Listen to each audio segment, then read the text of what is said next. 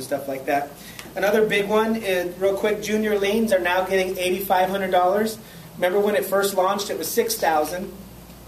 But it was this weird sort of matrix. It was $6,000 or incentive to release your lien, but it was based on a 6% of the unpaid principal balance. So it was this weird algorithm, right? So you didn't really get $6,000 unless the second was $100,000 or more.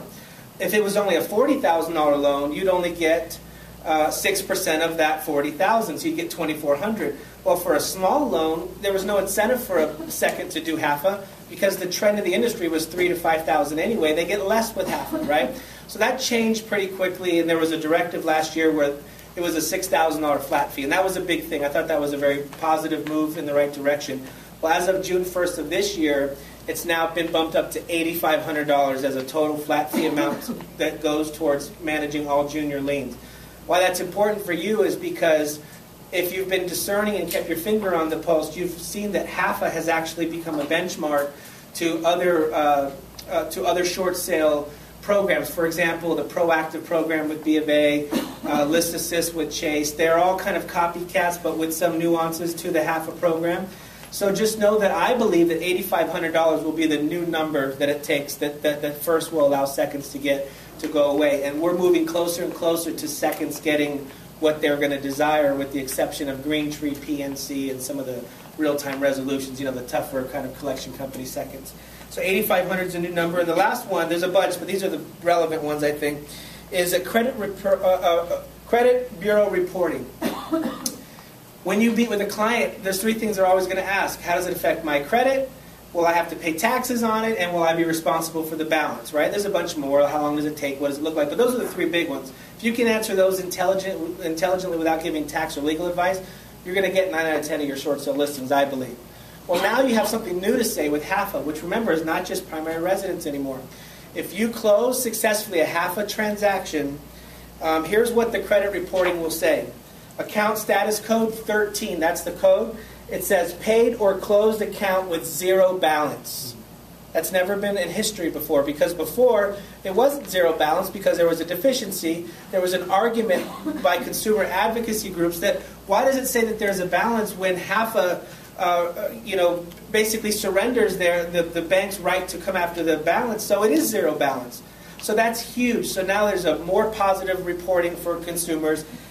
Or it's going to be source code 65, which is account paid in full and a foreclosure was started as applicable. So depending on how deep in the foreclosure process it was, it's going to say paid in full, but it might say the foreclosure code, the foreclosure process has started.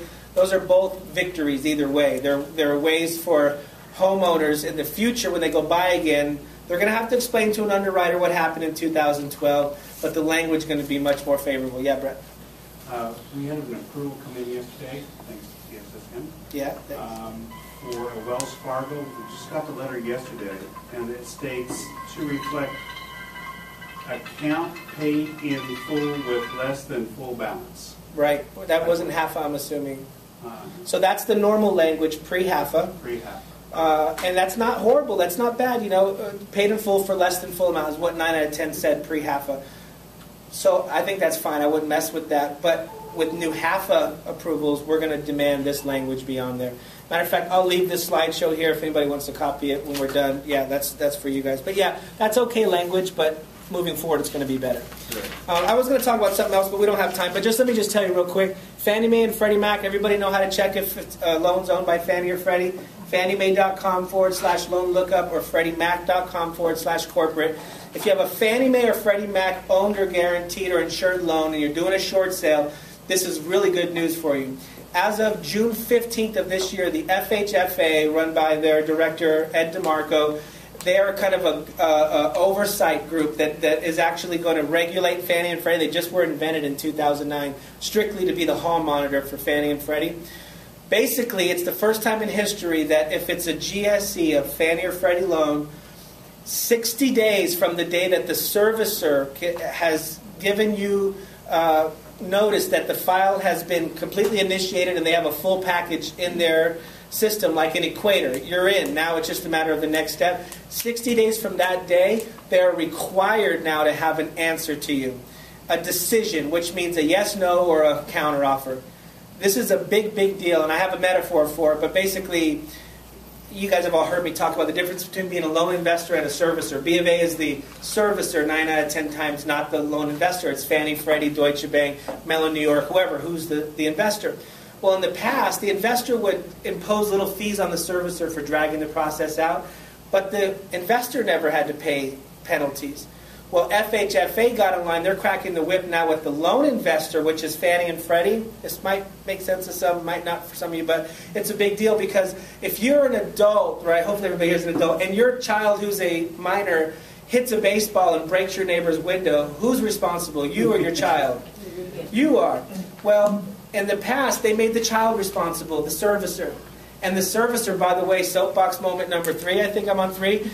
Bank of America, Citi, Chase, Wells, they make more money when the loan's in default than they do when you're current. They go from 2 basis points to 7 basis points a year. Then they hire outsourced companies that get success fees and only close 20%. So the other 80%, they're making 2.5% the income and doing nothing about it. So it's very profitable. Distressed loans are very profitable for servicers. That being said, people go, why does Bank of America need my 13th bank statement? Because they're making money. They're stretching it out, right? They're profitable. If I was having a shareholder meeting, you guys would be applauding. Good job stretching it out. You know, our stock's not as bad as it was before. But from a consumer / realtor perspective, we got to be smart.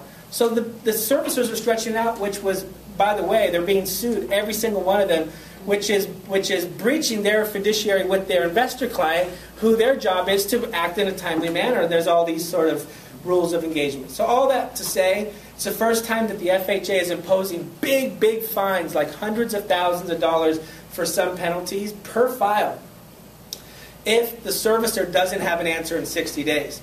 So now the parent is responsible, right? The GSE. So I think for the first time you're actually going to see, like by first quarter next year, a streamlined system where it's 60 days for a short sale approval.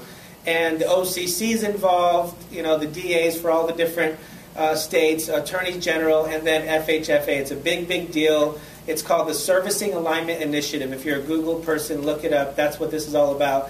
And so to me, I don't get all excited when Realtor Magazine comes out with the new timelines for servicers, because they're going to stretch it out. That's what they do. They're trying to profit.